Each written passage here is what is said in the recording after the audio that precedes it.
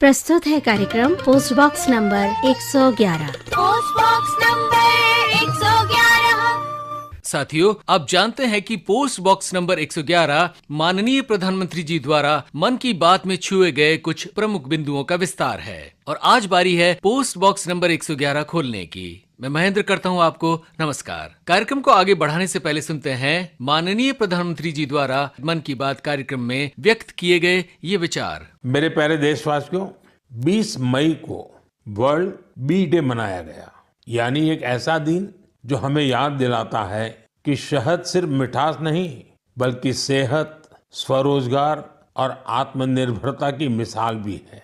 पिछले 11 वर्षों में मधुमक्खी पालन में भारत में एक स्वीट रिवॉल्यूशन हुआ है।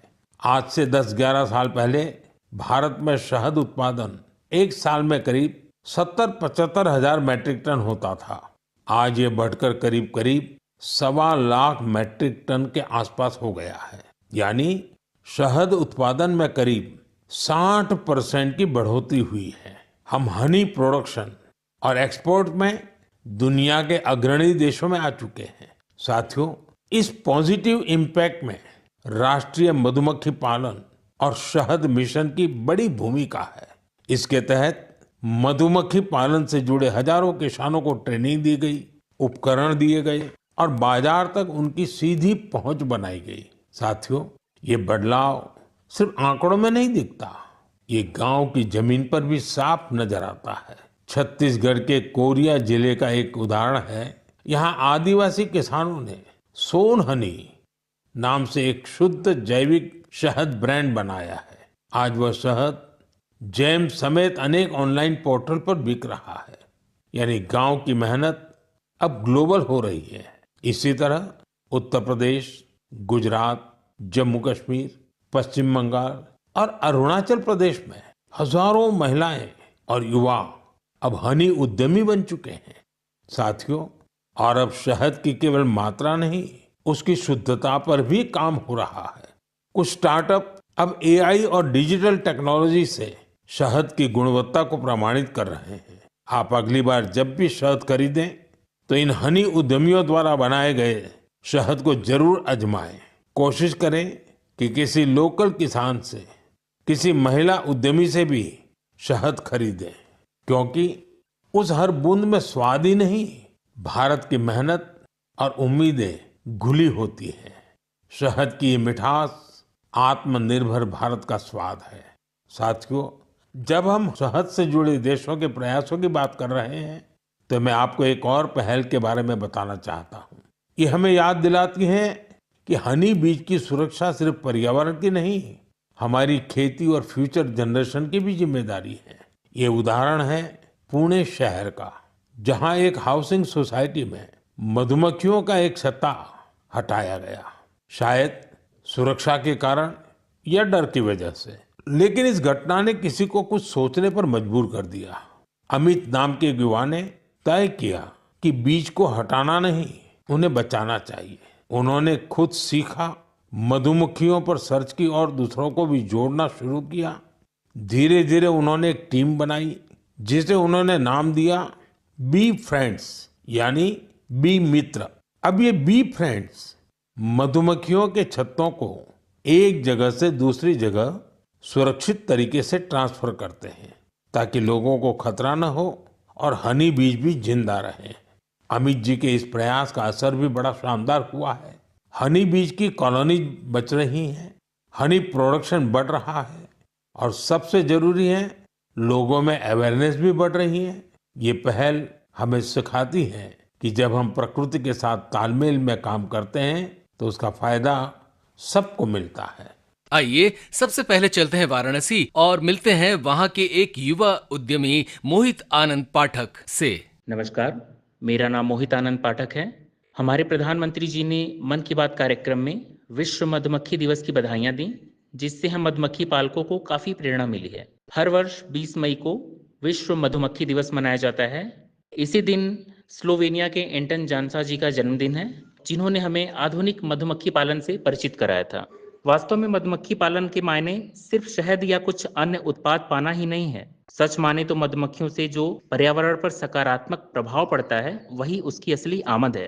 परागण अर्थात पॉलिनेशन के माध्यम से वस्तुतः मधुमक्खियां असली खेती किसानी करती हैं। भारत में हनी मिशन के सहयोग से कई जगहों पर स्थानीय लोगों ने मधुमक्खी पालन को व्यावसायिक रूप में अपनाया है, जिसके चलते मधुमक्खी पालन सफल स्वरोजगार बन चुका है। प्रधानमंत्री जी की प्रेरणा से वाराणसी क्षेत्र में हमने सफल मधुमक्खी पालन के नए आयाम स्थापित किए हैं और हमारी अग्रिकाश उदय हनी फार्म्स जो ब्रांड है अपने शुद्ध शहद के लिए पूरे भारत में लोकप्रिय हो चुकी है। हमारे इस प्रयास में राष्ट्रीय मधुमक्खी पालन और हनी मिशन का बहुत बड़ा योगदान है। इसी के बल पर हमने सैकड़ों स्थानीय किसानों को अपने यहाँ मधुमक्खी पालन की ट्रेनिंग भी दी है।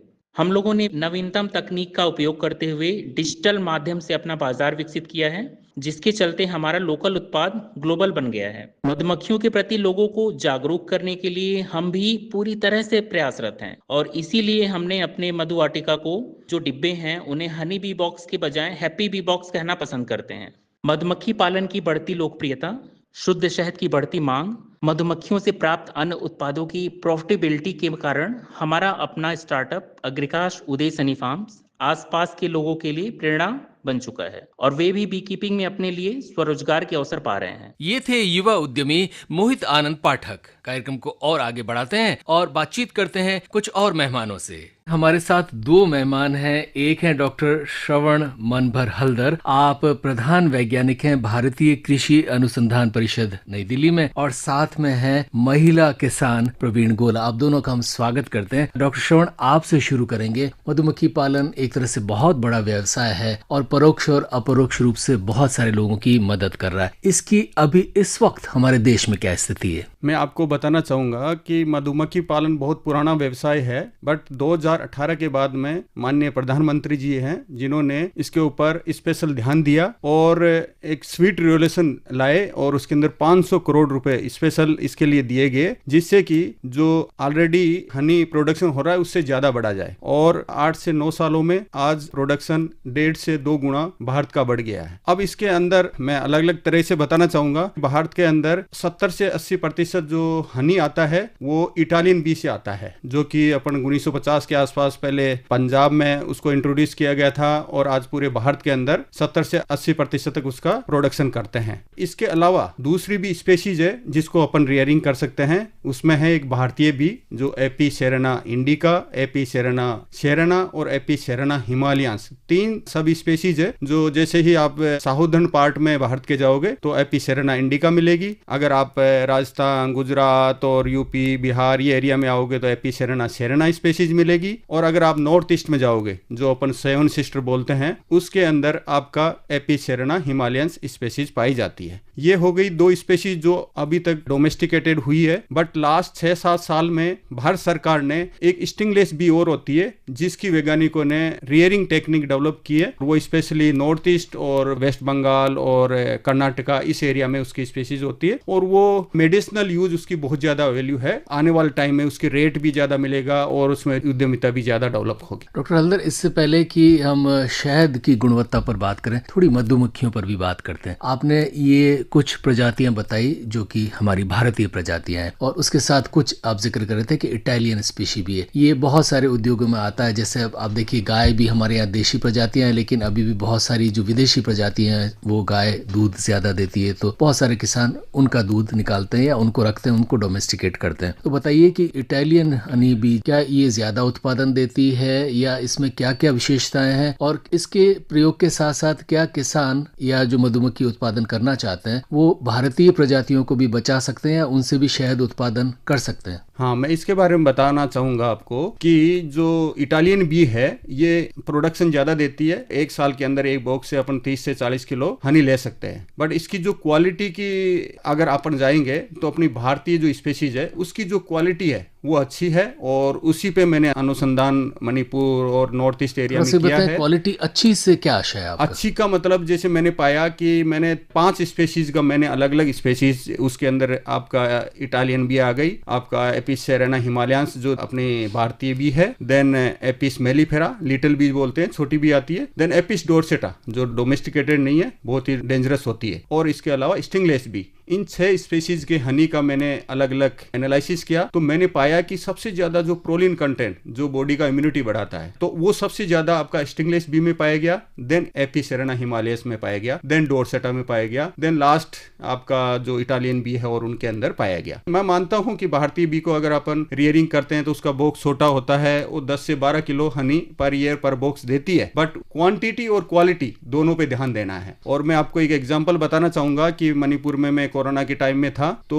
वहां पे एक शिरोही विलेज है उखरुल डिस्ट्रिक्ट में, वहां का एक गांव है जिसके अंदर एक स्पेशल हनी है, रोडोडेंड्रोन हनी से वो कलेक्ट करते हैं और उसको मेडिसिनल वैल्यू मानते हैं। वो बोल रहे थे कि हम जैसे कोरोना के टाइम में जिसको भी बीमार हुई उसकी दवा दी और ज्यादातर लोग उससे ठीक हो गए। और आपको मैं स्पेशल बताना चाहूंगा कि उस टाइम में उस हनी का रेट 2000 से 3000 रुपए लीटर बिका है जो भारतीय बी का है। इस वजह से उसकी क्वालिटी अलग है और आने वाले टाइम में इस पे अलग से काम भी हम कर रहे हैं कि उसको उस एरिया के लिए नॉर्थ ईस्ट के लिए अलग से जियो टैग भी दिलाया जाए जिससे कि अपनी भारतीय बी जो है उसको बचाया जाए और उसकी वैल्यू इंटरनेशनल लेवल पे लेके जाए। मधुमक्खियों और शहद की वैज्ञानिकता के बारे में बात करें उससे पहले थोड़ी सी बात करते हैं शहद उत्पादन पर। हमारे साथ है प्रवीण जी। प्रवीण जी ये बताएं कि किसान किस ढंग से शहद का उत्पादन करता है, क्योंकि लोग कल्पना नहीं कर सकते, बहुत सारे लोग जो ये नहीं करते हैं, बहुत सारे इलाकों में है भी नहीं, तो ये शहद उत्पादन दरअसल होता क्या है, तकनीक क्या है इसकी? देखिए शहद उत्पादन हम तो करते नहीं, वो तो मधुमक्खियां ही बनाती हैं। हम ह्यूमन हैं और हम शहद बनाएंगे ऐसा नहीं होता। शहद के हम लोग बक्से लेते हैं और हमारी मधुमक्खियां हम पालते हैं उसमें। मैं इटालियन बी पर काम करती हूँ, मेलिफेरा पर। बक्से कुछ अलग विशिष्ट होते हैं या सामान्य बक्से होते हैं? जी ये बिल्कुल अलग होते हैं। इनमें तून और कैल की लकड़ी के बने होते हैं और इनके अंदर हाइव के अंदर उसको हम एक बी बॉक्स बोलते हैं और उसमें हम 9 फ्रेम पर मक्खी रखते हैं और एक फ्रेम हम उनका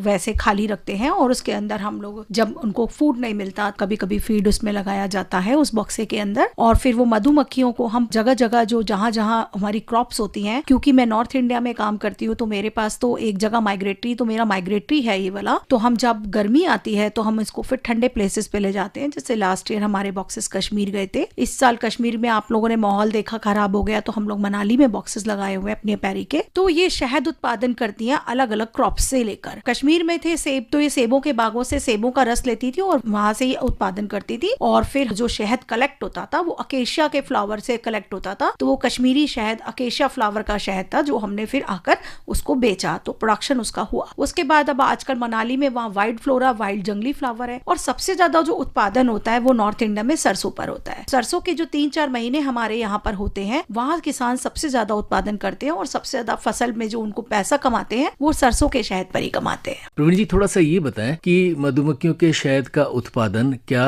साल भर हो सकता है या इसके भी कुछ सीजन्स होते हैं कि फ्लावरिंग सीजन है उसी वक्त मधुमक्खियां शहद बनाएंगी?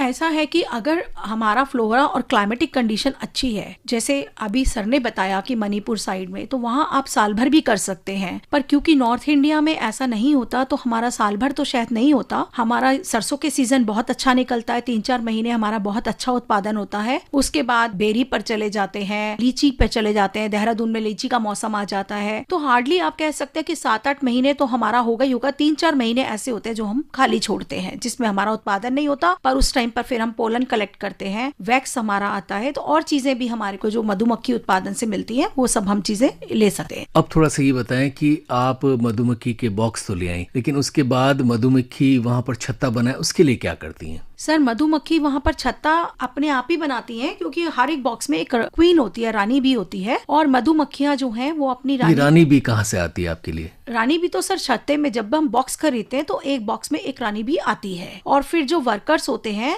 वो रानी बी को बचाते हैं और इनके हमारी अगर रानी बी किसी वजह से डेथ हो जाती है तो वो फिर से खुद एक रॉयल जेली उसको खिलाकर जो उनका होता है उससे वो फिर से एक नई क्वीन बना लेती है। यानी एक छत्ते में एक ही क्वीन होगी? जी सर, एक छत्ते में रानियां नहीं हो सकती। नहीं, एक बॉक्स में एक क्वीन होगी। 10 छत्ते हैं तो 10 में से एक ही रानी होगी। अगर 2 होती हैं तो फिर वो या तो निकालनी पड़ती है या फिर वर्कर्स उसको खुद ही मार देते हैं। बॉक्स एक होता है, छत्ते उसमें 10 होते हैं और एक बॉक्स के अंदर एक क्वीन, यानी 10 बॉक्स है तो 10 क्वीन, मतलब हर बॉक्स में वो अपना घर होता है। जैसे हम एक घर में एक इंसान रहता है, सेम उसी तरह से एक बॉक्स में एक रानी रहती है। अब थोड़ा सा ये बताएं कि जब आपने ये बॉक्स रखा है और उसमें जब छत्ते बनने शुरू हो गए तो कितना वक्त लगता है जब आप उसमें से शहद कलेक्ट कर सकती हैं? अगर हम सरसों के सीजन की बात करें तो 20-22 दिन में हमारा अच्छे से शहद भर जाता है और फिर हमें उसको निकालना पड़ता है। तो मतलब सरसों के सीजन की अगर हम बात करते हैं तो 4-5 महीने जो हमारा काम होता है उसमें हर 20 दिन के बाद तो हम अपने 8-10 राउंड आराम से सरसों के सीजन में निकाल लेते हैं। अब ये शहद निकालना, क्योंकि मधुमक्खियों से सब लोग घबराते हैं, खासतौर पर उनके डंक से, तो ये भी आप कैसे निकालती हैं? और जब शहद निकालती है तो उसके बाद जो मधुमक्खियां वहां पर उनका क्या होता है? देखिए सर, शहद हम पूरा नहीं निकालते, हम लोग सुपर के बॉक्स पे काम करते हैं ताकि उनके ब्रूड्स और जो उनका है लार्वा वो सब खराब ना हो। तो वो हम नीचे उनके लिए शहद छोड़ देते हैं मधुमक्खियों के लिए। ऊपर वाले जो हमारे फ्रेम्स होते हैं सुपर के, उनसे हम शहद निकालते हैं, केयरफुली निकालते हैं और फिर उसके बाद उन्हें वापस उधर ही रख दिया जाता है। और फिर मधुमक्खियों का तो पूरा जीवन इसी में है कि शहद बनाना, तो फिर वो इकट्ठा करके फिर से वो छत्तों को भर देती है और फिर 20-22 दिन में हमारा जब शहद भर जाता है तो हम फिर से उनको निकालते हैं। अब थोड़ी सी बात करते हैं इस शहद के प्रयोग की। आप खुद किसान हैं और उसके बाद आप ये जब शहद उत्पादन करती हैं तो क्या इसको किसी कोऑपरेटिव के थ्रू बेचती हैं या बहुत सारे जो किसान हैं वो इसी तरह बेचते हैं या कुछ लोग अपने घर में ही कोई शहद का ब्रांड का उत्पादन करते हैं? दरअसल इस शहद का बनने के बाद उसका आप जब सेल है वो कैसे और किस माध्यम से होती है और उसका कितना मूल्य हमें मिल जाता है? सर, अगर हम ट्रेडिंग की बात करें, मान लीजिए मेरा 3000 किलो शहद निकला तो 3000 किलो मेरे को रिटेल में बेचना तो इट्स वेरी टफ। तो क्या होता है कि फार्म पे ही हमारे पास ट्रेडिंग के लिए ट्रेडर्स आते हैं और वो हमारी बाल्टियां उठा ले जाते हैं रॉ शहद की और हम उन्हें बेच देते हैं। तो वो शहद की कीमत हर साल तय होती है और वो 150 रुपए किलो के हिसाब से, 200 रुपए किलो हिसाब से जो भी होता है वो बल्क में निकाल देते हैं। और अगर हम लोग रिटेल की बात करते हैं तो रिटेल में, अब जैसे मैं हूँ तो मैं रिटेल में भी बेचती हूँ और रिटेल में हम लोग फार्म से शहद लाते हैं और फिर उसको रॉ शहद को हम लोग अपने बॉटल्स में भरते हैं। क्योंकि मैंने कोई ब्रांड नहीं बनाया हुआ, पर हाँ, हनी वाली के नाम से मेरा एक ऑनलाइन में पेज है जिसके माध्यम से लोग मुझसे लेकर जाते हैं, घर से लेकर जाते हैं रॉ शहद और हनी वाली के नाम से, और वो फिर मैं अपना कस्टमर्स को 800 रुपए से लेकर 1100 रुपए के बीच में बेचती हूँ, डिपेंडिंग अपॉन द कि शहद कौन सी क्वालिटी का है, कैसा है। प्रधानमंत्री जी इस बात पर बहुत जोर देते हैं, खास तौर पर आप जैसी महिलाओं के लिए, कि वो इस तरह के उद्योग में आए और इसका उत्पादन भी करें और एक तरह से गृह उद्योग, कुटीर उद्योग भी इस तरह का हो सकता है। थोड़ा सा ये सलाह जो महिलाएं इस कार्यक्रम को सुन रही हैं, खास तौर पर जो किसी तरह का उद्योग चलाना चाहती हैं, या तो शहद उत्पादन से जुड़े या उत्पादन ना कर सके तो इसी शहद की मार्केटिंग या रिटेलिंग कर सके, उनको क्या सुझाव देंगी? देखिए, मैं महिलाओं के लिए तो हमेशा ही मतलब बहुत ज्यादा वो रहती हूँ और जैसे मैंने शुरू किया अपना काम तो मैं चाहती हूँ कि हर महिला घर से काम करना शुरू करे और एक तो उससे आत्मनिर्भर बनेगी, जैसे मोदी जी का है ही कि भाई हम आत्मनिर्भर भारत, और हम लोग किसी के ऊपर डिपेंड नहीं रहेंगे। अगर उत्पादन नहीं कर सकती तो वो रिटेल ट्रेड करें, बिल्कुल करें, अपने घर में बॉटल्स लें, हम जैसे हम लोगों से लेकर उनको आगे रीसेल करें और जो भी उनको मुनाफा होता है उसमें वो साझेदारी करें। हमारे मेहमान है डॉक्टर श्रवण मनभर हल्दर, आप वैज्ञानिक हैं और साथ में है प्रवीण गोला, आप महिला उद्यमी हैं। डॉक्टर श्रवण, आपसे मुखातिब हूं मैं। थोड़ा सा, बहुत सारे आम लोग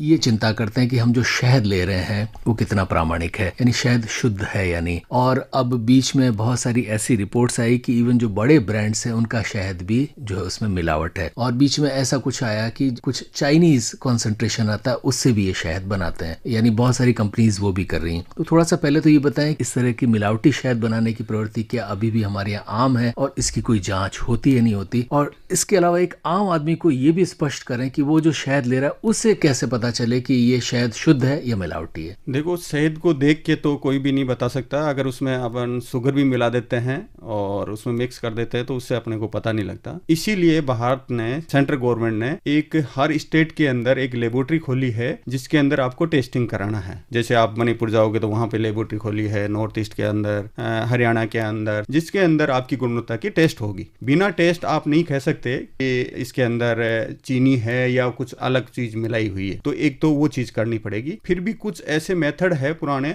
अगर आप शहद को पानी के अंदर डालते हो तो अगर वो डायरेक्ट जाके बैठ जाता है तो इसका मतलब शहद अच्छा है, अगर वो मिल गया तो इसका मतलब चीनी मिला हुआ। ये कुछ ऐसे मेथड है जो पुराने हैं जो इनको इससे टेस्ट कर सकते हैं। देन अनदर एक रिफ्रैक्टोमीटर भी आता है जिससे आप TSS भी उसका चेक कर सकते हो, कितना परसेंटेज है, उसके बेसिस पे भी आप उसका हनी का पता लगा सकते हो कि हाँ इसके अंदर इतना TSS है तो ये अच्छा होगा, और उसके बेसिस पे भी कर सकते हैं। लेकिन आम आदमी के लिए बहुत ज्यादा आसान नहीं होगा शहद असली है या नकली है पहचानना। इसीलिए मैं बताता हूँ कि आपने देखा होगा आज के 20 साल 30 साल पहले किसान ध्यान रखता था कि ये गांव है, ये घर है, इसके अंदर अगर आप घी लाओगे, गाय का घी या किसी का भी, तो वो अच्छा मिलेगा। तो बिलीवनेस अपने को अडॉप्ट करनी पड़ेगी। जो प्रधानमंत्री जी ने बोला है कि लोकल फॉर वोकल, लोकल पे सबसे ज्यादा ध्यान दीजिए। और इसी का एग्जांपल मैं बताता हूँ, आपका एपिस मेलिफेरा जो इटालियन बी है, आप ऑनलाइन जाओगे अमेजोन पे 150 से 200-250 रुपए लीटर आपको मिल जाता है। आप मणिपुर का हनी जो देसी बी का हनी है, हम 800 से 1000 रुपए लीटर बेचते हैं। और वहाँ का किसान और वहाँ का जो कंज्यूमर है वो पसंद करता है कि मेरे को लोकल वाला हनी मिले। तो इसके लिए एक ये भी इम्पोर्टेंट आपको अपने को करना पड़ेगा, क्योंकि हर जगह तो अपन टेस्टिंग लेबोरेटरी कर नहीं सकते टू बिलीव। और मैं यही कहना चाहता हूँ कि सब अपना छोटा छोटा जो FPO फार्म प्रोड्यूसिंग ऑर्गेनाइजेशन अभी गवर्नमेंट उस पर ध्यान दे रही है, तो क्यों नहीं मणिपुर का हनी है वहाँ का FPO एक अलग बना जाए, दिल्ली का या इसके आसपास का हनी है उसका FPO अलग बना जाए, जिससे कि उसका एक ब्रांड बना जाए। हाँ इस एरिया का आप लोगे तो इस क्वालिटी का मिलेगा। और प्लांट के बेसिस पे, जब भी आपके प्रगतिशील किसान प्रवीण जी बोल रहे हैं कि हाँ अकेशिया का हनी ये हम इस नाम से बेचते हैं, इसका जामुन का हनी है इस नाम से बेचते हैं, तो वो चीज अपने को करनी पड़ेगी इसके। श्रवण जी यहाँ पर एक और परेशानी है, आपने लोकल फॉर वोकल कहा, लेकिन बहुत बार देखा होगा आपने शहरों में खास तौर पर या बड़े कस्बों में बहुत सारे लोग, कुछ लड़के खास तौर पर, एक बाल्टी लेकर बैठते हैं, उसमें शहद होता है और उसमें मधुमक्खी के 2-3 छत्ते और जो है कुछ मधुमक्खियां उड़ती हुई भी दिखाई देती हैं, और वो शहद बेचते हैं ये कह के अभी ताजा तोड़ कर लाएं, लेकिन ये शहद 99% नकली होता है। तो ये परेशानियां लोकल में आती हैं। इसीलिए मैं कह रहा हूँ आपको बिलीव करना पड़ेगा कौन सी फर्म से ले रहे हैं। ये पहले भी चलता था, आज भी चलता है कि क्वालिटी पे आपको कौन सी कंपनी है, ब्रांड किस लिए बनती है, तो वैसी ही ब्रांड अपने को हनी में बनानी पड़ेगी। और मैं तो कहता हूँ कि आज विदेशों के अंदर स्पेसीज वाइज भी हनी सेल कर रहे हैं। आपको मैं बताऊंगा, 2 साल पहले मैं थाईलैंड गया था, तो वहां पे स्टिंगलेस बी का 6000 रुपए लीटर भारत के रेट के हिसाब से वो सेल करते हैं, क्योंकि स्टिंगलेस बी है वो मेडिसिनल वैल्यू होती है उसकी हनी की, और वो एक बॉक्स से 150 से 200 ml जो देती है, तो उस पे भी आपको जाना पड़ेगा। हाँ ठीक है, आपको कम रेट वाला लेना है तो आप एपिस मेलिफेरा का लीजिए, आपको ज्यादा रेट वाला लेना है तो आप दूसरा लीजिए। तो एक रेट भी अलग अलग ब्रांड के बेसिस पे और अलग अलग स्पेसीज के बेसिस पे अपने को डिसाइड करना पड़ेगा, जिससे कि उसकी क्वालिटी अच्छी मिले। श्रवण जी, शहद को परंपरागत तौर पर एक दवाई भी माना गया है। नवजात बच्चे होते हैं उन्हें भी सबसे पहले शहद चटाया जाता है, तो शहद की मेडिसिनल वैल्यू हम परंपरागत रूप से मानते हैं। और कुछ लोग ये भी कहते हैं कि आप शक्कर की जगह शहद का इस्तेमाल करिए तो वो ठीक रहता है, लेकिन कुछ लोग ये भी कहते हैं कि है तो वो शुगर ही है एक तरह से। तो बताएं कि शहद की क्या क्या मेडिसिनल वैल्यूज हैं, और शहद के बारे में जो इतनी सारी चीजें समाज में प्रचलित हैं कि ये स्वास्थ्य के लिए अच्छा होता है। कुछ लोग मानते हैं कि आपको कोई श्वास रोग है तो भी आप शहद पीजिए या चाटिए, तो क्या शहद की सच में मेडिसिनल वैल्यू है, और वैल्यू है तो क्या क्या है? हाँ सच में मैं बताऊं तो आपको शहद की अलग ही वैल्यू है। ऐसा नहीं है कि जो शुगर से अपन अपने को जो मीठापन ले रहे हैं वो हो शुगर, और उसके अंदर जो शुगर होती है वो अलग होती है, इसीलिए उसकी मेडिसिनल वैल्यू मानी गई है। उसके अंदर इस टाइप के जैसे प्रोलीन है, एंटीऑक्सीडेंट है, फ्लेवोनोइड है, फिनोल्स है, इस टाइप के ऐसे कुछ मेडिसिनल वैल्यू वाले उसके अंदर क्वालिटी होती है, जिससे कि उससे आपकी कई सारी बीमारियां हैं जो उससे कंट्रोल की जाती है। इसीलिए मैं एग्जांपल आपको पहले भी मैंने दिया कि वहाँ पे जो मणिपुर में थे, कोरोना के टाइम में थे, तो उस टाइम ज़्यादातर गाँव ने अपना जो लोकल वहाँ का हनी था, रोडोडेंड्रन हनी और दूसरा हनी जो था देसी का, उससे लेकर के अपना इम्यूनिटी बढ़ाई। क्योंकि कोरोना कोई वायरस है, वो अपनी लाइफ साइकिल चलाएगा और ख़त्म, उसकी एक पीरियड होता है उसी से होता है, उसको खत्म नहीं कर सकते, वो अपना साइकिल चला के ही खत्म होती है। तो उसमें इम्यूनिटी डेवलप करनी पड़ती है बॉडी की, तो ये इम्यूनिटी डेवलप करता है। तो इसके लिए आने वाले टाइम में इसकी बहुत अच्छी वैल्यू होगी, बट वो स्पेसीज वाइज डिपेंड करेगा, स्पेसीज वाइज इसका अलग अलग उसकी क्वालिटी होती है। थोड़ा सा ये बताएं फिर कि क्या शहद का सेवन हर व्यक्ति को करना चाहिए, क्या रोज करना चाहिए, और करना चाहिए तो कैसे करना चाहिए? क्योंकि हमारे यहाँ बहुत सारे परंपरागत तरीके चलते हैं, कुछ लोग दूध में मिलाते हैं, कुछ ऐसे ही चाटते हैं। तो बताएं कि शहद का इस्तेमाल चाहे मेडिसिन के तौर पर इसे क्या नियमित तौर पर करना चाहिए तो कितना करना चाहिए, और डेली करना चाहिए। अगर डेली आप चाय लेते हो, सुबह ग्रीन टी बनाइए या जो आपका ब्लैक टी बनाते हैं, दूध वाली में तो आपको चलेगा नहीं, तो उसके अंदर आपकी शुगर की जगह उसको डालिए, वो बहुत अच्छा रहता है सुबह सुबह। और मैं तो कहता हूँ सभी को कि इसको ज्यादा ज़्यादा से ज़्यादा यूज करें, बट उसकी क्वालिटी का ज़रूर आपको ध्यान रखना पड़ेगा। ऐसे नहीं है कि आपका क्वालिटी कोई ऐसा ले लिया जिससे कि उसका कोई पता ही नहीं लग रहा है कि हाँ बॉडी के अंदर उसका इफेक्ट आ रहा है, बट उसकी वैल्यू है। थोड़ा सा जिक्र करते हैं, जैसा आपने खुद ने अपनी बातचीत में बताया कि बहुत सारे शहद, जैसे प्रवीण जी ने भी जिक्र किया था कि कुछ शहद जो है वो सरसों के फूल से बनाती हैं, कुछ जगह जामुन के उससे बनते हैं। तो क्या जो शहद जिस प्रजाति से बना है, जिस प्लांट से बना है, क्या उसकी भी अलग अलग प्रॉपर्टीज होती है या उसकी कुछ अलग अलग खासियत होती है? हाँ जी, ये है, बहुत ही ज्यादा डिफरेंस करता है, क्योंकि हनी कहाँ से आता है, वो पोलन और नेक्टर आपका प्लांट से कलेक्ट करती है, बॉडी के अंदर जाता है और वहां से वो हनी बनाती है। मस्टर्ड से उसने नेक्टर लिया तो उसकी जो क्वालिटी है, मस्टर्ड के अंदर जो क्वालिटी है वो उसके अंदर आ जाएगी। आपने देखा होगा मस्टर्ड का जितना भी जो सरसों का शहद होता है वो व्हाइटिश कलर का होता है, कलर का भी डिफरेंस करता है। अब इसीलिए मैं कह रहा हूँ सबसे ज्यादा अगर संसार में देखा जाएंगे तो रोडोडेंड्रोन एक ऐसा प्लांट है जो मेडिसिनल प्लांट है। अगर उसका फ्लावर जैसे फरवरी मार्च के आसपास आता है और उस टाइम आपने हनी कलेक्ट किया तो सबसे ज्यादा मेडिसिनल वैल्यू होती है और आपको लिमिटेड लेना है, बहुत ही स्ट्रॉन्ग वो होता है। तो ये है, इस पे डिपेंड बहुत ज्यादा करता है। और वाइल्ड हनी होता है उसकी भी वैल्यू है, जैसे आप जामुन है, जामुन का जो क्वालिटी होगी जो फ्लावर के अंदर आपका हनी में आ जाएगी। तो ये डिफरेंट क्रॉप्स का और डिफरेंट स्पेसीज का दोनों पे डिपेंड करता है। बट 2018 से पहले भारत और ज्यादातर एरिया में अपन हनी जानते थे। जैसे ही स्वीट रिवोल्यूशन आया उसके बाद में हमने सेंट्रल गवर्नमेंट ने 500 करोड़ उसके लिए स्पेशल पैकेज दिया। हम अब स्पेसीज वाइज हनी पे जा रहे हैं। भाई क्यों नहीं हम ईस्ट इंग्लिश बी का भी रेयरिंग करें जिसका रेट 2 से 3 हज़ार रुपये लीटर मिले। आप इंडियन बी का जो एपिसेरेना हिमालयन और एपिसेरेना चेरेना है, एपिसेरेना इंडिका है, उसका हनी ले जिससे 1000 से 1200 रुपये लीटर मिले। और एक और स्पेशल आपको मैं बताना चाहूंगा, 2020 के अंदर एक नई प्रजाति पहचानी गई अरुणाचल प्रदेश और नेपाल के अंदर है। वो वाइल्ड को रियरिंग नहीं कर सकते उस स्पेसीज को, बट उसका हनी रेड टाइप का होता है और नेपाल भूटान ये है एक्सपोर्ट उसको 2 से 3 हज़ार रुपये लीटर में करते हैं। तो ये डिपेंड स्पेसीज पे भी करेगा और आपकी फसल पे भी करेगा, कौन सी फसल से वो नेक्टर ले रहा है, पोलन ले रहा है,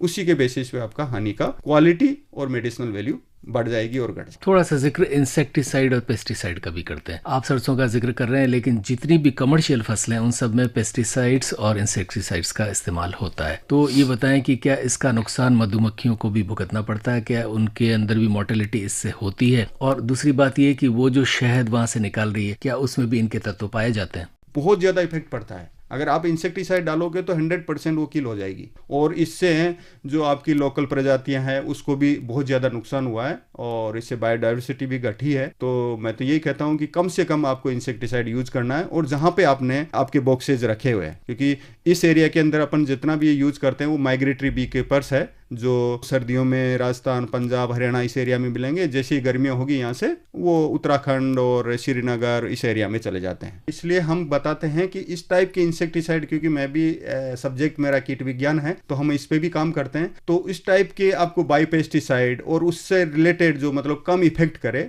समेकित कीट प्रबंधन है, हम बताते हैं कि बहुत सारे ऐसे मेथड है जिससे कि आप कीड़े को और उनको कंट्रोल कर सकते हो। इंसेक्टिसाइड तो लास्ट एंड में जाना है, अगर आपने दिया तो वो भी टाइमली करना है। कई बार आपकी फ्लावरिंग स्टेज होती है, आपका मस्टर्ड है, कोई भी क्रॉप है, उस टाइम आपको इंसेक्टिसाइड का स्प्रे नहीं करना चाहिए, क्योंकि उसी टाइम सबसे ज्यादा आपका मधुमक्खी मॉर्निंग में विजिट करता है। और इसलिए कई बार हम ये भी कहते हैं कि शाम के टाइम आप स्प्रे कीजिए। उसकी डोज जब फ्लावरिंग स्टेज होती है तो आपको इंसेक्टिसाइड की डोज कम कर दीजिए। अगर जितने भी आपके क्रॉस पोलिनेटेड क्रॉप्स है उनका जो पोलिनेशन करती है वो भी मधुमक्खी करती है। तो इसलिए मैं ये नहीं कहता कि मधुमक्खी ओनली आपको शहद देती है, इसके इतने बाय प्रोडक्ट है कि क्या बताएं। मतलब सबको पूजना चाहिए मधुमक्खी को और उसकी तरह रहना चाहिए। एक वो सोशल इंसेक्ट है जिसके अंदर एक क्यून होता है, एक वर्कर होता है, एक ड्रोन होता है, और अगर आप उसको प्यार करोगे तो आपकी पूरी बॉडी पे बैठा लो, कोई इफेक्ट नहीं आएगा। बट अगर आपको लगा कि आप उस पर फाइटिंग करने जा रहे हो, आपको बाइट कर जाएगी। तो यह भी एक उसको सहनशीलता, क्योंकि जो माइंड डेवलपमेंट है वो इस हनी बी के अंदर सबसे ज्यादा, कीड़ों में अगर देखा जाए तो सबसे ज्यादा उसका है। साथियों, चर्चा कर रहे हैं मधुमक्खियों पर और हमारे मेहमान हैं वैज्ञानिक डॉक्टर श्रवण मनबर हल्दर और साथ में महिला उद्यमी प्रवीण गोला जी। प्रवीण जी, कुछ बातें आपसे करते हैं। थोड़ा सा ये बताएं कि बहुत सारे इलाकों में जब हम जाते हैं, खासतौर पर उत्तराखंड में या हिमाचल में जहाँ सेबों की खेती होती है, तो वहाँ ये कहा जाता है है कि अगर आपको सेब उगाना है तो साथ में मधुमक्खियां रखनी पड़ेंगी। तो ये बात कितनी सच है कि जहाँ जहाँ कुछ फसलों के लिए कुछ किसानों को साथ में मधुमक्खी पालन भी करना पड़ता है, क्या ये सत्य है? जी हाँ, ये बिल्कुल सत्य है, क्योंकि जब जब हम मधुमक्खियों के बक्से उनके सेबों के बाग के पास रखते हैं तो उनके सेबों का जो साइज होता है वो डबल हो जाता है। इसी तरह से लीची के बागों के पास जो हम रखते हैं तो लीची भी बहुत मीठी हो जाती है, और तो मधुमक्खियां जो फ्रूट होती है उसको डबल कर देती है और पॉलिनेशन में हेल्प करती है। तो इस वजह से वो लोग हमें बुलाते हैं और हमसे कहते हैं कि आप हमारे सेबों के पास, और कुछ जगहों पर तो वो लोग पैसे भी देते हैं मधुमक्खी पालकों को ताकि हम उनके खेतों में जाकर उनके पॉलिनेशन में उनकी क्रॉप्स को हेल्प करें। यानी एक तरह से यूं न समझा जाए इस बात को कि किसान को डबल बेनिफिट है, मधुमक्खी पालन अगर वो कर रहा है तो उसकी फसल को भी फायदा हो रहा है और उसे भी फायदा हो रहा है। जी हाँ, बिल्कुल है, फायदा हो ही रहा है। अगर हमारे खुद की क्रॉप्स नहीं भी हैं तो भी जो हमें इनवाइट कर रहे हैं उनकी तो क्रॉप्स को हम लोग फायदा कर ही रहे हैं ना। थोड़ा सा संदर्भ हमें मधुमक्खी से हमारे भय को भी जो है उसका भी लेना पड़ेगा। बहुत सारे लोग आप देखिए घरों में या जहाँ भी मधुमक्खी छत्ता बनाती है तो सबसे पहला कार्यक्रम यही होता है कि इसे कैसे हटाया जाए। कुछ लोग धुआं लगाते हैं और कुछ लोग उसको किसी को एक्सपर्ट को बुला के उसे हटाते हैं। और ये गर्मियों के आसपास ये देखिएगा आमतौर पर ये जब भी छत्ता बनता है तो लोग उसको तोड़ने में लग जाते हैं। और ये जो मधुमक्खियों का छत्ता, उससे हमारा जो परंपरागत भय है ये कितना सच है? देखिए, छत्ता लगता है तो घर में छोटे बच्चे होते हैं, इस वजह से लोग डरते हैं कि वो हमें काट ना ले या हम छेड़ ना दे। अगर आप उन्हें छेड़ेंगे नहीं तो वो आपको काटेंगी भी नहीं। वो एक प्राकृतिक है, उन्होंने अपना छत्ता बनाया, ठीक है, तो आप उसको प्राकृतिक तरीके से ही हटा दीजिए। छत्ता मतलब आप कोई दवाई यूज मत कीजिए, इंसेक्टिसाइड मत यूज कीजिए ताकि वो मर जाएं। आप उनको धुआं लगा के ही हटाइए, धीरे धीरे वो चली जाएंगी। और कोशिश कीजिए कि उनकी क्वीन अगर वहां रहती है तो बार बार आएंगी। अगर आपने उनकी क्वीन वहां से किसी तरह से दूसरी जगह ट्रांसफर करा दी तो फिर वो वहीं जाएंगी, क्योंकि वर्कर बीज हमेशा क्वीन के पास ही रहती है। ये इस ढंग से इतने सारे छत्तों को जब तोड़ा जाता है, और यहाँ पर एक परेशानी और है कि जंगल भी काटे गए हैं, तो मधुमक्खियों के लिए अब छत्ते बनाने के लिए बहुत ज्यादा जगहें भी उस ढंग से नहीं बची, और जो बची हैं तो उसे या तो अगर वो मानव निवास के आसपास है तो उसे वैसे तोड़ दिया जाता है, और जंगल में कहीं है तो शहद बेचने या शहद निकालने के चक्कर में उसे वैसे तोड़ दिया जाता है। इससे भी कुछ फर्क पड़ा है? जी बिल्कुल पड़ा है। ये जो हम अपना वर्ल्ड एनवायरनमेंट डे मनाते हैं 5 जून को, और ये लोग समझते हैं कि बस सिर्फ हम लोग एक दिन अपने पोस्टर्स लगा लें, ये इस तरह से नहीं है। वर्ल्ड एनवायरनमेंट डे का मतलब है जो हमारी जो स्पीशीज है हमें उन्हें भी बचाना है। इसीलिए हमारे प्रधानमंत्री जी बार बार जोर इसलिए दे रहे हैं ताकि ये भी एक्सटिंक्ट ना हो जाए। तो हम लोग सिर्फ पैसा कमाने के लिए अगर सोचते हैं कि मधुमक्खी पालन करेंगे और हम लाखों रुपए कमाएंगे तो ये गलत धारणा है। आप मधुमक्खी को बचाइए और जितना हो सके उनके छत्तों को तोड़िए मत। कोशिश करिए कि पेड़ लगाइए, पेड़ होंगे नेचुरल होंगे तो वो वहां चली जाएंगी। वो आपके घरों में जगहें क्यों बनाएंगी? क्योंकि आप लोगों ने पेड़ ही काट दिए अर्बन सिटीज में, तभी तो उन्हें जहाँ ठंडक लगती है एसी के नीचे वो बना लेती है फटाफट छत्ता।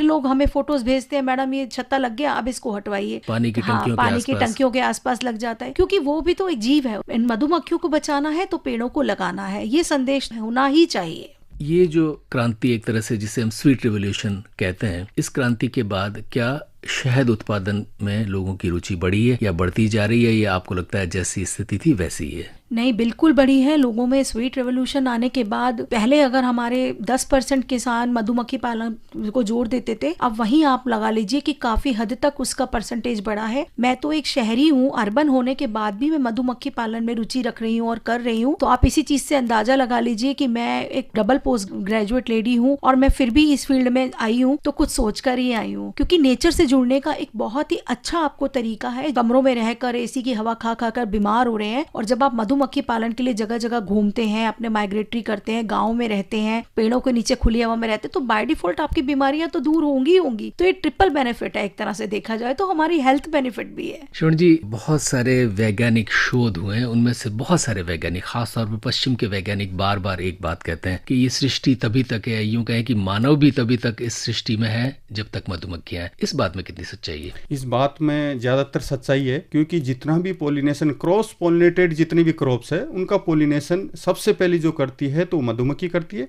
उसके अलावा दूसरे कीट भी है जो इसका पोलिनेशन करते हैं। तो अगर उसको नहीं बचाएंगे तो आपका प्लांट आपका फ्रूट नहीं देगा, फ्रूट नहीं देखा तो आपका सरवाइव कैसे करना होगा। एक सिंपल चीज है, तो आपको मधुमक्खी को बचाना ही है। जैसे अभी बात आ रही थी कि मधुमक्खियां लग जाती है, इसके अंदर क्या 2 प्रकार की मधुमक्खियां पाई जाती है। एक डोमेस्टिकेटेड जो एपिस मेलिफेरा इटालियन भी है, इंडियन भी है, स्टिंगलेस भी है। इनका वैज्ञानिकों ने ऑलरेडी ही बॉक्सेज बना दिया है, क्योंकि एक डार्क एरिया में अपना प्रोडक्शन और रहती थी, तो उसके हिसाब से इनका बॉक्सेज बना दिया है। जो जितना भी आपके बाहर ओपन एरिया में जो सिंगल कॉम बनाती है वो एपिस डोरसेटा है, वाइल्ड बी जिसको बोलते हैं, वो बनाती है, और ये लिटिल बी जो छोटी होती है, आधा किलो 1 किलो हनी देती है। ये 2 स्पेसीज ऐसी है जो ओपन में एरिया में बनाती है, और वही ज्यादातर जैसे आप बोल रहे थे कि इस एरिया में आके चली जाती है, क्योंकि वो थोड़ा सा फेरोशियस है, उसको आप रेयरिंग नहीं कर सकते। बट अगर आपको इटालियन भी और आपका इंडियन भी है, वो ज़्यादा फेरोशियस नहीं है, और वो आराम से आप रियरिंग भी उसकी कर सकते हो। और क्या ये जब आप छत्ता तोड़ने जाएंगे तभी काटेगी मधुमक्खियां, या वैसे भी मूड हो गया, आसपास से कोई निकल रहा है कि भी थोड़ा सा टेस्ट लेते हैं? ना, ऐसा कभी नहीं होता। मैं आपको एग्जांपल बताता हूँ। हम जिस कॉलेज में मणिपुर में थे, वहाँ सर्दियों के अंदर कम से कम 10 से 15 छत्ते हमारी कॉलेज के अंदर चारों तरफ घूम रहे, कोई किसी को नहीं काटते। और जैसे ही गर्मियाँ होती थी, वो पहाड़ों के अंदर ऊपर चली जाती थी, क्योंकि वो प्लेन्स है मणिपुर जो एरिया है, और जैसे ही गर्मियाँ हुई उधर चली जाती है। तो वो उसका नेचर है, वो पहचान जाती है कि आप किस वजह से मेरे पास आ रहे हो, मेरे को काटने आ रहे हो या मेरे से शहद निकालना आ रहे हो। तो जो वाइल्ड बी होती है उसके अंदर ये प्रॉब्लम होती है। तो अगर आप उसको छेड़ते नहीं हो तो वो आपको नुकसान नहीं करेगी। कभी कभी क्या होता है कि आप छेड़ते नहीं हो, कुछ ऐसा इस टाइप से कुछ अटैक हो गया, ऑटोमेटिकली कई बार होता है ना, छिड़ जाती है या कि लग गई उसके, तो वो हो सकती है आपको बाइट कर ले। कुछ इंसेक्ट्स और होते हैं, ततैया वगैरह, ये भी छत्ते बनाते हैं, तो ये क्या परेशानी करते हैं? हाँ, ततैया वगैरह ये क्या होते हैं कि इसके अंदर प्रीडेटर का काम करते हैं। कई बार क्या ततैया होता है, ज्यादातर जैसे नॉर्थ ईस्ट में मैंने देखा कि जैसे ही फ्लाई करती है आपकी बीज, और उसको ततैया पकड़ के केच के खा जाता है। तो वो एक थोड़ी प्रॉब्लम है, और उसके अलावा कुछ बीमारियां भी होती है जो उसके अंदर आती है। श्रवण जी, जाते जाते थोड़ा सा इस बात का भी जिक्र करते हैं, जैसा भी आपने शुरू में भी कहा और हमारे श्रोता अब तक जान चुके हैं कि स्वीट रिवॉल्यूशन, मीठी क्रांति हमारे देश में आई है। ये मीठी क्रांति का अभी क्या स्टेटस है, और आपको क्या लगता है आने वाले समय में शहद उत्पादन में हम पूरी तरह से भारत पर निर्भर हो पाएंगे, और क्या एक्सपोर्ट भी कर पाएंगे? आने वाले टाइम में भारत ऐसा देश बनेगा जिससे कि आप अलग अलग स्पेसीज का वो हनी अपना प्रोडक्शन करके एक्सपोर्ट करेगा, जिससे कि उसकी क्वालिटी अलग अलग टाइप की क्वालिटी रहेगी, तो एक्सपोर्ट के अंदर भी आपकी इजी सेलिंग होगी। तो इसके ऊपर भी ज्यादा ध्यान दिया है 2018 के बाद में, जैसे ही स्वीट रिवॉल्यूशन आया, और इससे उद्यमिता भी बढ़ी है। एग्जांपल बताता हूं कि इसके अंदर आप 4 से 5 प्रकार की उद्यमिता कर सकते हो। ज्यादातर किसानों को 2015 या 18 से पहले ये पता था कि बस हम रियरिंग करेंगे, इससे हनी लेंगे। अभी वो नहीं है, अभी उसका चेंज हो गया। एक, आप रियरिंग करके आप उद्यमिता कर सकते हो, सिंपल आप शहद उत्पादन करके भाई आपको इनिशियली स्टार्ट करना। दूसरा, आप क्यून बी रियरिंग, वो वेरी इंपॉर्टेंट है। क्यून मीन्स आपका मादा, अगर क्यून नहीं रहेगी तो आपका प्रोडक्शन नहीं होगा।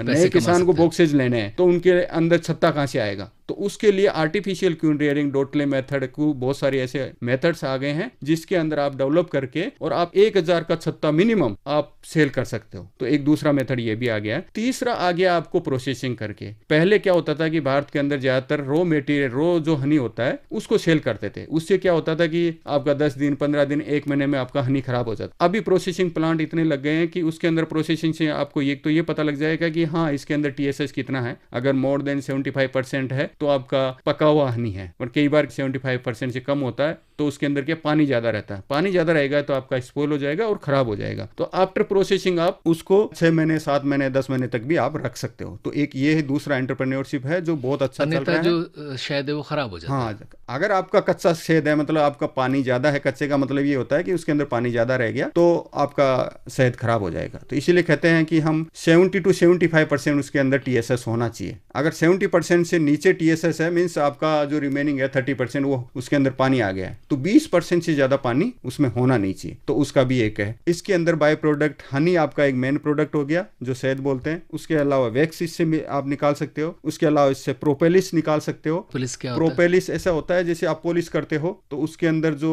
यूज करते हैं तो वो उसका पार्ट होता है प्रोपेलिस। वो भी मधुमक्खी के छत्ते से निकाल के स्क्रैपिंग करके उसे यूज करते हैं। रॉयल जेली आने वाले टाइम में एक ये बहुत बड़ा प्रोटीनियस से उसको मानते हैं, क्योंकि रॉयल जेली ओनली क्यून को डेवलप करने के लिए खिलाया जाता है। बट अभी वैज्ञानिकों ने ऐसे इंस्ट्रूमेंट डेवलप कर लिए कि उससे आप रॉयल जेली भी कलेक्ट कर सकते हो। दूसरा, आप लास्ट बी विनोम, ये वेरी इंपॉर्टेंट है। और आप विदेशों में जाओगे तो आजकल वहां पे ऐसे फार्मिंग चल गई, बी थेरेपी फार्मिंग। मतलब आप जाओ, आपको एक बार बाइट करवाएंगे, 100 रुपए ले लेंगे आपसे। भारत के अंदर भी आने वाले टाइम में ये चलने वाला है, तो बी विनोम भी वेरी इंपॉर्टेंट है। चूंकि नया विषय, तो बताएं क्या सच में मधुमक्खी के काटने से कुछ फायदा होता है? बहुत ज्यादा फायदा होता है, क्योंकि जो बी विनोम होता है उसके अंदर एक प्रकार से एसिड वो जो होता है वो बॉडी के अंदर अगर जाएगा लिमिट में, अगर आपको 40-50 बीज काट गई तो आपकी डेथ भी हो सकती है। बीमारियां जो आज चल रही है भारत के अंदर या वर्ल्ड के अंदर, 3-4 बीमारियां, कैंसर है, आपका डायबिटीज है, आपका हार्ट अटैक है, ये ज्यादातर इससे चल रही है कि आपकी इम्यूनिटी डाउन है। आपका कोरोना भी आया है, वो भी इसी से आया है। तो उसके कंट्रोल के लिए आपको ये बी थेरेपी, बी विनोम, जिसकी मेडिसिनल वैल्यू बहुत ही ज़्यादा है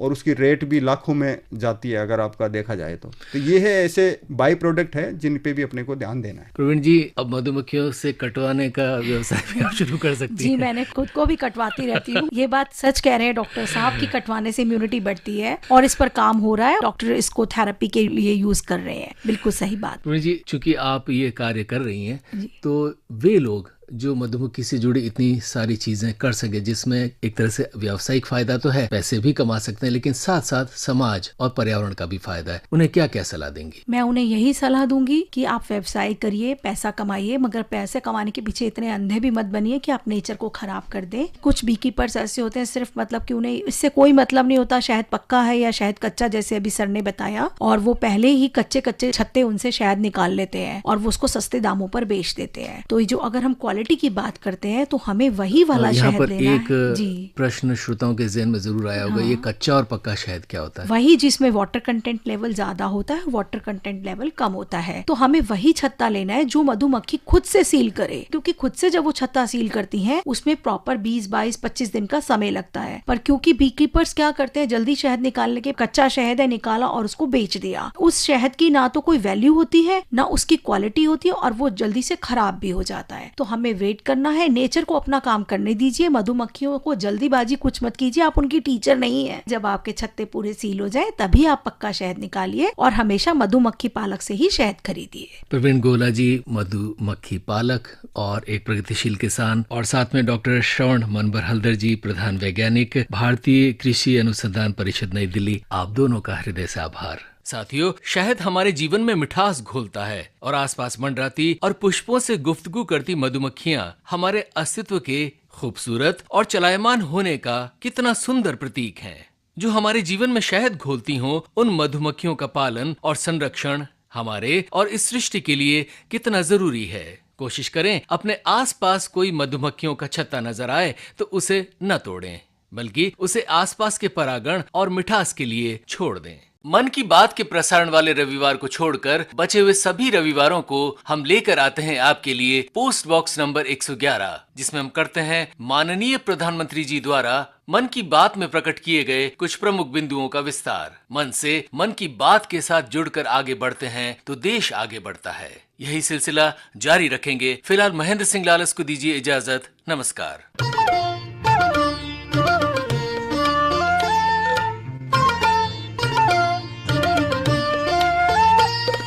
अभी आप सुन रहे थे कार्यक्रम post box number 111। Post box number 111। इस कार्यक्रम के प्रस्तुतकर्ता थे महेंद्र सिंह लालस। Post box